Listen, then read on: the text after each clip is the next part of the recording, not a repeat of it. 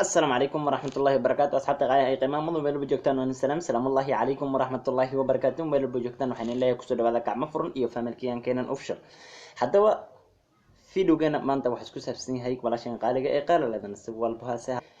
قال لذن أو مجا هذا وقدام بين لويري قال أحمد وأنا بدش يوتيوب شانل كذا قال أحمد أنا مركان كذا ما أن لا عندنا إن شاء الله رونا هنتي وأرن لو بح ولا شيء قال إيه إلهي بسوا هنوني إلهي بكسر مدوي فانك تاس وحيو اللي أنت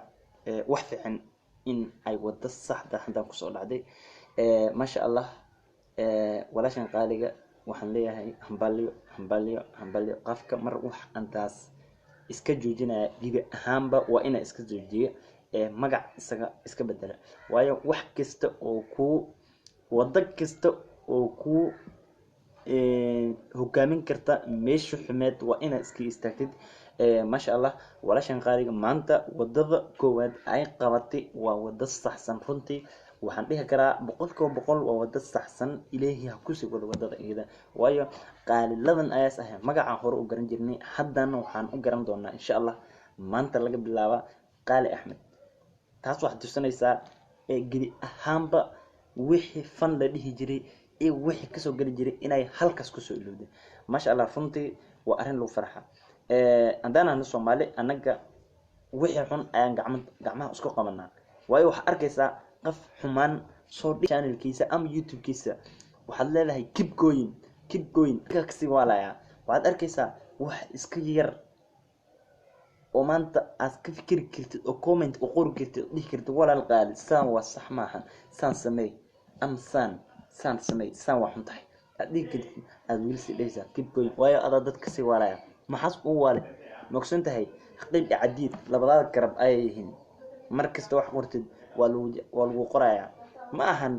qeyb cadiid inay qorayeen hadalka ama ereyga ka soo baxa afkaada kaliya wax kasto oo gacantaada ku qortid waa la qorayaa waayo taas hayloobin comment nafteeda aad qortid waa la socdaa hadii maanta tahay qof xumaanta garab istaagan oo halka fiidiyoyaha halawsan fiidiyoyaha xumada gacsii dadka sifa ay u soo badiyaan ogow dambi inta lagu soo qorayaa kibkoyn yaqab qoros qortay oo soo qortay halka soo qaada heesaha halka soo qaada muusikada